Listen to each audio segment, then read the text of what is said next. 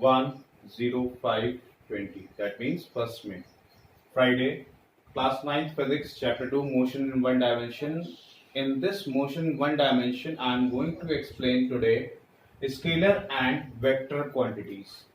Previously, I have explained this, but I have found many of them did not know about what are the vector quantities and what are the scalar quantities. That's why I am giving you the revision of the scalar and vector quantities.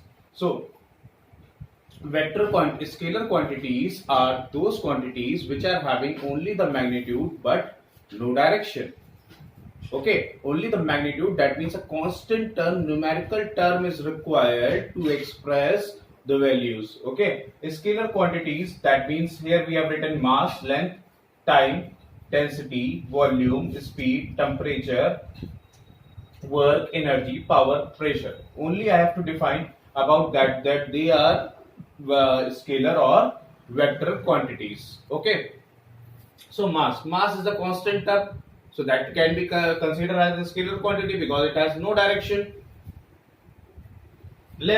Length is measured in meters, centimeters, kilometers, so direction will not be required there. Okay, time is measured in seconds, so you can see that in every units, here we have written the units, in every units that anything which is not required here, that is a mass, length, time, density, volume, speed, temperature, work, energy and power. So length is a scalar, time is a scalar, density is also a scalar quantity. Why is this called as the scalar quantity? Because the formula will be applied here, that is a mass by volume.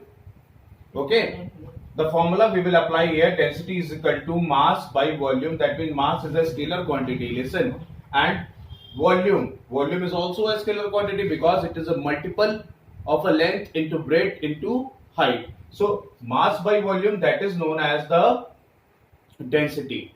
So ratio of the scalar by scalar will give you the scalar quantity. Okay, volume I have explained that. Okay, it is called as the scalar quantity. Speed is distance by time, distance scalar, time is also scalar, that's why speed is scalar. Temperature only defines the temperature, amount of the heat of the body.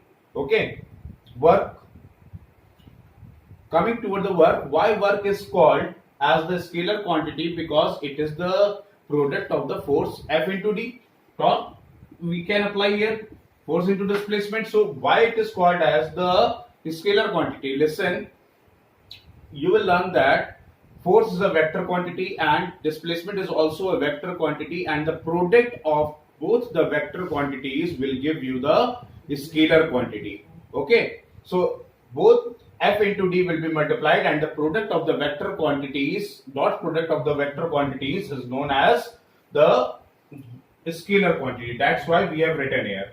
So energy is also expressed in joules. Okay, so we can write here potential energy, kinetic energy. So it comes under the scalar quantity. Power is also a scalar quantity. Why power is